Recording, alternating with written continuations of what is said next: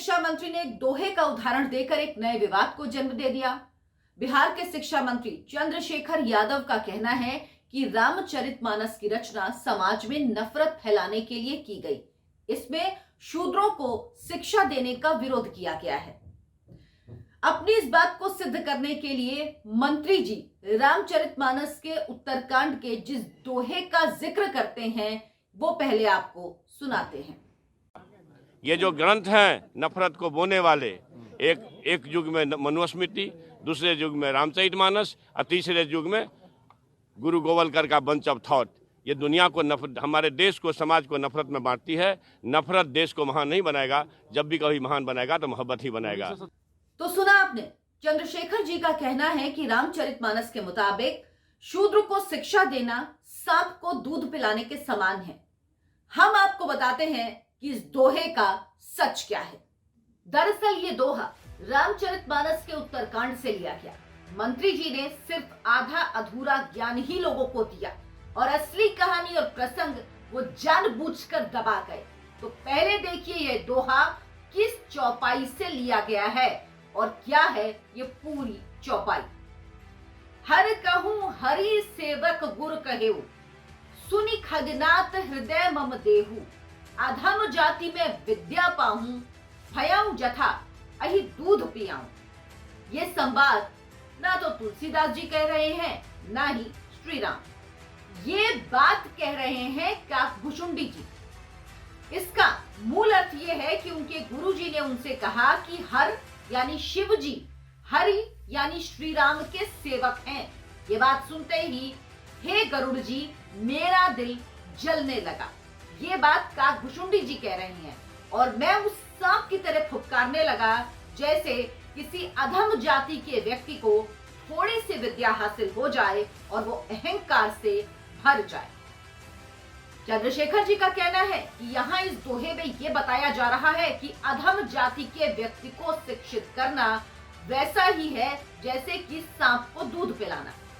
अब हम इस बात की पड़ताल करते हैं कि ये प्रसंग आखिरकार है क्या। क्या इसका संबंध नीच जाति के लोगों को शिक्षित करने से है या बात कुछ और ही है। इसको समझने के लिए हम पहले पूरे प्रसंग को समझते हैं। रामचरितमानस का ये दोहा उस प्रसंग से लिया गया जहां काकभुशुंडी जी अपने पूर्व जन्म के बारे में गरुड़ जी को बता रहे हैं। काकभुशुंडी बताते हैं कि वो पूर्व जन्म में अयोध्या में पैदा हुए थे। उनके गुरु एक दयालु ब्राह्मण थे जिनसे उन्होंने भगवान शिव की भक्ति सीखी थी। काकभुशुंडी जी बताते हैं कि वो भगवान शिव की भक्ति तो करते थे, लेकिन जब भी कोई उनके सामने श्री राम या श्री हरि का नाम भी लेता था तो उनके तन बदन में आग लग जाती थी। वो श्री राम के नाम से भी नफरत करते थे। तब एक दिन उनके गुरु जी ने उनसे प्यार से कहा कि तुम श्री राम की भी भक्ति किया करो, क्योंकि भगवान शिव भी श्री राम की ही भक्ति करते हैं और उनके ही सेवक हैं। अपने गुरु की इतनी अच्छी बात सुनकर भी अधम और मूढ़ काकभुशुंडी जी को क्रोध आ गया और वो उस तरह से क्रोधित हो गए जैसे दूध पिलाने के बाद भी सांप डसने की प्रवृत्ति नहीं छोड़ता। ये बात कहते हुए काकभुशुंडी जी अपनी तुलना उस नीच जाति के मनुष्य से करते हैं जो थोड़ी सी विद्या पाकर अहंकारी हो जाता है। यहाँ काकभुशुंडी जी खुद को अधम और नीच जाति का बता रहे हैं। भक्ति काल में भक्त हमेशा खुद को अधम कोटि का ही बताता रहा है। खुद कबीर दास जी खुद को राम का कुत्ता बताते हुए कहते हैं, कबीरा पूता राम का मोतिया मेरा नाऊ, अर्थात मैं कबीर राम का कुत्ता हूँ और मोती मेरा नाम है। वो युग ही था जब तुलसी हो या कबीर हो या रैदास खुद को अधम और मूढ़ और नीच प्रवृत्ति का बताते हुए अपनी विनम्रता दिखाते थे। ये एक तरीका था खुद को महान ईश्वर के सामने तुच्छ बताने का।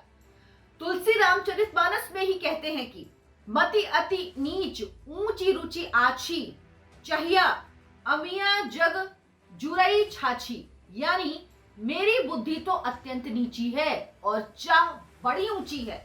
चाह तो अमृत को पाने की है, लेकिन जगत में मेरे लिए छाछ भी पाना संभव नहीं है। तुलसी कहते हैं कि अति बड़ी मोरी ढिठाई खोरी, सुनी अघ नर कहूं नाक सिकोरी। ये मेरी बहुत बड़ी ढिठाई है और दोष है। मेरे पाप को सुनकर तो नरक ने भी अपनी नाक सिकोड़ ली है, यानी नरक में भी मेरे जैसे दोषी को जगह मिलना संभव नहीं है। इसी संदर्भ में अगर काकभुशुंडी जी से इस दोहे को देखिए तो यहाँ वो खुद को अधम और नीच बता रहे हैं, क्योंकि उन्होंने अपने गुरु की अमृत जैसी अच्छी बात को भी सुनकर सांप की तरह क्रोध में विष ही उगला है। आगे भी काकभुशुंडी जी इस बात को स्पष्ट करते हुए कहते हैं, मान कुटिल को भाग्य कुजाति, गुरु द्रोह करऊं दिनु राति। अति दयाल गुरु स्वल्प न क्रोधा, पुनि पुनि मोहि सिखाव सुबोधा। यानी मैं अहंकारी, कुटिल, दुर्भाग्यशाली और कुजाति अपने दयालु ब्राह्मण गुरुजी से भी द्रोह करता रहता था। गुरुजी अत्यंत दयालु थे और उनको जरा सा भी मुझ पर क्रोध नहीं आता था। वो बार बार मुझे उत्तम ज्ञान की ही शिक्षा देते थे। इसमें कई बातें सामने आती हैं। पहली कि अगर ये मान भी लें कि काकभुशुंडी जी खुद को नीच जाति का बता रहे हैं, तो भी उन्हें धर्म की शिक्षा कौन दे रहा है? एक ब्राह्मण गुरु। उन ब्राह्मण गुरु का अपराध सिर्फ यही था कि उन्होंने अपने तथाकथित नीच जाति के शिष्य को श्री राम की भक्ति भी करने के लिए कहा था। लेकिन काकभुशुंडी जी दिन रात अपने गुरु को कोसते रहते थे, जबकि गुरु इसके बाद भी उन्हें प्यार से समझाते रहते थे। इससे यह स्पष्ट होता है कि ब्राह्मणों के द्वारा शूद्रों को शिक्षा देने में भेद नहीं किया जा रहा था। भले ही काकभुशुंडी जी अपने को नीच बता रहे हों, लेकिन गुरु उनसे हमेशा दयालुता का ही व्यवहार करते थे। दूसरी बात, रामचरितमानस अपने आप में अनोखा ग्रंथ है। इसमें राम कथा 3 लोग सुना रहे हैं और 3 लोग सुन रहे हैं। सबसे पहले शिवजी माता पार्वती को यह कथा सुना रहे हैं, यानी एक पुरुष एक स्त्री को राम भक्ति का ज्ञान दे रहा है। इससे भी ये स्पष्ट होता है कि राम भक्ति को प्राप्त करने का अधिकार सिर्फ पुरुषों को नहीं था, बल्कि नारियों को भी था। दूसरा, ये कथा याज्ञवल्क्य अपने शिष्य भारद्वाज को सुना रहे हैं, यानी राम कथा गुरुकुल में भी सुनाने की परंपरा थी। तीसरा जो सबसे महत्वपूर्ण है वो है शूद्रों को राम कथा कहने का अधिकार मिलना। काकभुशुंडी एक कौवा है। कौवा पक्षियों में सबसे नीच जाति का प्राणी माना जाता है और गरुड़ पक्षियों के राजा हैं और पक्षियों में सबसे ऊंची जाति से आते हैं। रामचरितमानस में तथाकथित नीची जाति के पक्षी कौवे को ऊंची जाति के पक्षी गरुड़ को राम कथा सुनाने का अधिकार तुलसी ने दिया। लगभग रामचरितमानस का 1/3 भाग काकभुशुंडी के द्वारा ऊंची जाति के पक्षी गरुड़ जी को राम कथा सुनाने से भरा पड़ा है। अर्थात राम कथा को सुनाने का अधिकार सभी को था, चाहे वो किसी भी जाति का हो। राम कथा में ऊंच नीच का कोई भेदभाव नहीं है। आखिरी बात, जैसा कि हमने आपको बताया कि भक्तों की यह परंपरा रही कि वो खुद को हमेशा निम्न से निम्न कोटि का बताकर अपने ईश्वर को सबसे ऊंचा बताते रहे। रामचरितमानस में ही जब हनुमान जी विभीषण से मिलते हैं तो विभीषण उनसे कहते हैं, क्या उनके जैसे नीच राक्षस पर श्री राम कृपा करेंगे? तो हनुमान जी खुद को विभीषण की राक्षस जाति से भी नीचा बताते हैं और कहते हैं कि कहू कवन में परम कुलीना, कपि चंचल सब ही विधहीना।